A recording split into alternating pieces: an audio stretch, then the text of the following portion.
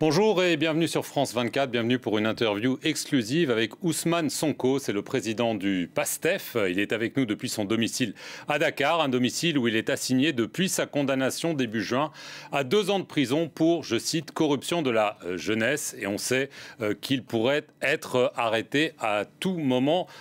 Ousmane Sonko, merci. Merci, M. Perelman. Dans son discours à la nation, prononcé ce lundi, le président Macky Sall a renoncé à se présenter à un nouveau mandat. Est-ce que vous saluez cette décision?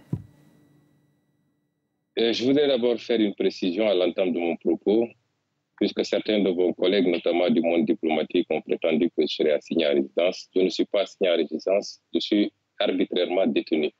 Il n'y a ni décision de justice, ni décision administrative qui m'impose de rester chez moi. C'est une détention arbitraire en violation de tous mes droits.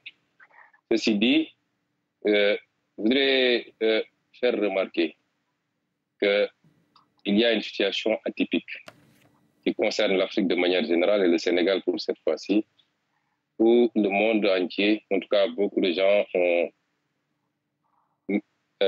ont félicité le président sortant pour avoir respecté simplement la constitution de ce pays, de son pays. C'est triste pour l'Afrique et certains ont même parlé de l'exception sénégalaise, là où la Mauritanie, le Cap-Vert, le Ghana, le Niger, le Nigeria récemment et beaucoup d'autres pays africains ont tendance à donner l'exemple avec des alternances démocratiques où les présidents sortants ne se représentent pas et respectent leur constitution. Il n'y a aucune exception sénégalaise en réalité. Et je crois que désormais, lorsque le président Macron aura terminé ses 2 mandats et s'en ira, il faudrait que l'ONU, tous les pays lui adressent des félicitations pour ne pas avoir brigué un 3e mandat. Ceci dit, je comprendrais cette attitude s'il s'agit simplement d'un encouragement pour lui demander de mieux faire et de continuer sur cette lancée pour apaiser définitivement ce pays. Autrement, on serait dans une infantilisation de l'Afrique qui serait encore ce mineur non émancipé où tout ce qui est ordinaire et normal dans les autres pays et les autres démocraties serait exceptionnel pour l'Afrique. Ensuite, nous considérons qu'il n'y a rien à féliciter ou à remercier, il n'y a rien d'exceptionnel, puisque le retard observé à faire cette annonce a occasionné énormément de dégâts pour le Sénégal.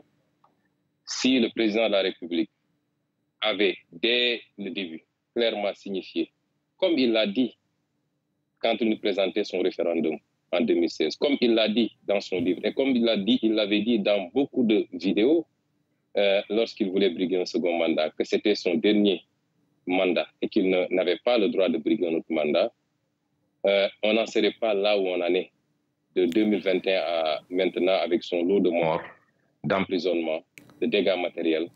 Les conséquences ont été immenses et énormes parce qu'en réalité, le président Macky Sall n'a pas abdiqué parce qu'il serait un démocrate. Il a abdiqué parce qu'il y a eu la pression de son peuple d'abord.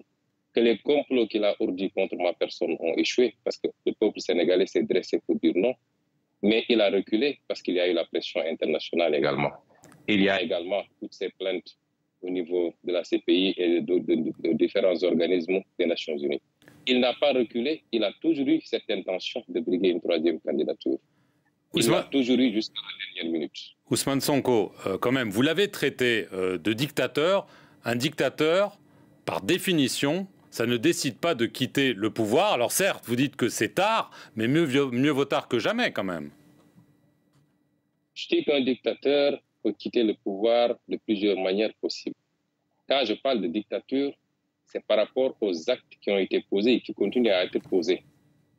Tenez-vous bien, hier, quelques personnes se sont mobilisées à la porte du palais de la République de manière spontanée, sans aucune autorisation, prétendument pour féliciter, remercier le président de la République. Au même moment, 17 personnes étaient placées sous mandat de dépôt parce qu'ils s'étaient déplacés vers ma résidence pour s'enquérir de ma situation et dénoncer l'illégalité qui frappe ma détention arbitraire. Et tous les jours, nous vivons cela. Quand un président de la République recrute des milices privées et leur permet d'ouvrir le feu sur des manifestants désarmés, comment on peut appeler ça, monsieur Perelman? Quand un président de la République instrumentalise la justice pour s'attaquer à son opposition, à la presse, aux lanceurs d'alerte, à tous ceux qui ont une opinion dissidente, est emprisonné à tour de bras. Aujourd'hui, on a presque 700 prisonniers politiques dans les geôles de Macky Sall. Comment vous voulez qu'on l'appelle? Si les gens pensent que la dictature, il faut attendre qu'on soit sous le régime de Ceausescu ou de la Corée du Nord, non. Pour un pays comme le Sénégal, qui a connu la démocratie, qui a grandi dans la démocratie et la liberté, ce qui s'est passé ces 10 dernières années est scandaleux et catastrophique. Jamais le Sénégal n'a connu ce niveau de violence d'État. Et c'est pourquoi je parle de dictature. Et je dis, je le réitère, le président de la République a cédé à la pression populaire et à la pression internationale. Et ce n'est qu'un premier pas. Juste une question. Est-ce qu'il y a, en ce moment même, entre vous et le président, ou entre vous et le pouvoir, des discussions pour essayer de trouver une solution qui permette, en effet, d'avoir une élection présidentielle inclusive, ou est-ce qu'il n'y a absolument pas de contact entre vous et Macky Sall? Au moment où je vous parle, il n'y a aucun contact officiel ou officiel entre moi et le président Macky Sall. Et je voudrais dire simplement que voilà un homme qui, pendant des années, s'est acharné sur ma personne et sur mon parti politique, a utilisé tous les leviers d'État, la violence policière, les milices, l'instrumentalisation de la justice, qui s'est attaqué à ma personne, à ma famille. Figurez-vous qu'il a fallu que je donne mon téléphone, mon ordinateur portable à mes enfants pour qu'on l'amène chez le voisin pour pouvoir recharger, parce que depuis hier, nous sommes confrontés à un problème d'électricité et la police refuse que l'électricien accède à mon domicile. Cette violence sur moi et sur ma famille, cette persécution, j'ai été attaqué physiquement. Mon domicile a été brisé, mes vitres ont été brisées sur la route du tribunal. Ce qui s'est passé avec moi ne s'est jamais passé.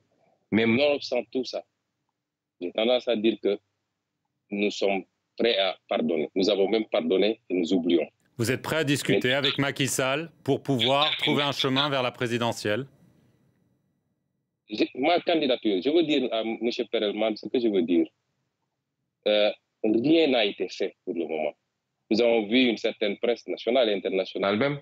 Hier, on m'a transmis un article de vos confrères du monde diplomatique qui semblait supposer que avec l'annonce de la non-candidature du président Macky Sall, on nous aurait enlevé presque un moyen de revendication et de lutte. C'est tout à fait faux. Jusqu'à présent, les populations sénégalaises se sont soulevées. Est-ce qu'elles s'étaient soulevées pour la troisième candidature? Non. Elles s'étaient soulevées contre la persécution de l'opposant qui s'appelle Ousmane Sonko. Jusqu'au moment où on parle, le débat sur la candidature n'avait pas encore pris cette importance. Et je voudrais dire également que si vous voyez qu'après l'annonce de cette non-candidature, qu'est-ce que vous avez constaté au Sénégal? Est-ce que vous avez vu des scènes de liesse, de contestation? Non. Ça laisse presque indifférent les Sénégalais. On peut rester là-bas et faire ses analyses. Ce que les Sénégalais exigent aujourd'hui, c'est des élections libres, transparentes, inclusives, et que les Sénégalais puissent librement choisir leur président. Ce n'est pas à Macky Sall de choisir le prochain président. Je ne suis même pas sûr qu'il puisse choisir un candidat consensuel dans son propre camp. Et ce n'est pas à lui, quelle que soit la nature des relations qu'il a avec Ousmane Sonko. Je n'ai jamais éprouvé de haine vis-à-vis de cet homme. Est-ce que vous lui tendez la main? Est-ce que vous lui dites, écoutez, vous avez fait un geste sous la pression de la rue, d'après votre interprétation, maintenant, asseyons-nous autour d'une table et parlons pour, en effet, apaiser la situation? Monsieur Perelman, nous sommes des patriotes, nous aimons ce pays et nous n'avons rien d'autre que ce pays. Et tout ce qui peut apaiser ce pays, nous sommes prêts à faire les sacrifices. Mais nous ne serons jamais dans certaine logique, puisque le président Macky Sall pense que pour pouvoir discuter avec quelqu'un, il faut d'abord le soumettre par des décisions de justice télécommandées, par la violence policière. Nous sommes des hommes, des êtres dignes et fiers. On ne discute pas le couteau à la gorge. Tout ce qui peut apaiser ce pays, et il y va de son intérêt d'abord. Je dis, si le président Macky Sall pense qu'il peut utiliser les 7 prochains mois, les 7 mois qui restent de son mandat, pour continuer à essayer de persécuter le président Ousmane Sonko, il se trompe. Nous résisterons, comme nous l'avons toujours fait. Et c'est pourquoi J'ai dit qu'aujourd'hui, l'annonce de sa non-candidature n'a absolument rien réglé dans ce pays. Ce que les Sénégalais veulent et ce que la communauté internationale veut. Parce que j'ai lu beaucoup de communiqués. Hier, je lisais le communiqué de l'Union européenne qui a terminé par exiger des élections inclusives, transparentes pour permettre au peuple sénégalais de choisir. Nous n'avons pas, nous, à négocier cela. Le président Macky Sall a dit à certains qu'il empêchera, vaille que vaille, ma candidature. Parce que c'est lui la République, c'est lui la justice, c'est lui le Conseil constitutionnel, c'est à lui de dire qui va être candidat et qui ne va pas l'être. Et je peux vous assurer qu'il n'y aura pas d'élection dans ce pays. Ou alors ce sera dans un chaos indescriptible si par des combines judiciaires, le président Macky Sall voulait empêcher ma candidature. Rapidement, Ousmane.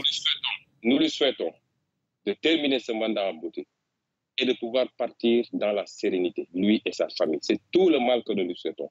Il faut qu'il comprenne que ça ne peut pas continuer comme ça et qu'il n'a pas hérité ce Sénégal de ses parents. Il ne l'a pas acheté au marché. Le Sénégal appartient à 17 millions de Sénégalais et la majorité de ces Sénégalais veulent de la candidature du président Ousmane Sonko. Et ma conviction, c'est que si on va aux élections, le jour de l'élection, 1 heure de temps après la clôture, la fermeture des bureaux de vote, je serai déclaré vainqueur au premier tour. En attendant, Ousmane Sonko, évidemment, en conclusion, est-ce que vous vous attendez à être arrêté dans les jours qui viennent en raison du jugement qu'on a évoqué en début d'émission? Mais il faut le demander au président Macky Sall, puisqu'aujourd'hui... C'est lui qui décide? C'est lui qui décide parce que c'est le parquet qui peut décider de mon arrestation. Le parquet dépend du ministre de la Justice qui dépend du président de la République. Et je suis très pressé qu'ils aient le courage d'aller jusqu'au bout de leur logique. Parce que j'ai entendu d'ailleurs dans certaines conclusions hâtives, les gens décréter mon inéligibilité. Je suis encore totalement éligible. Ousmane Sonko, merci beaucoup d'avoir répondu en exclusivité aux questions de France 24 depuis votre domicile à Dakar. Merci à vous d'avoir suivi cet entretien sur nos antennes.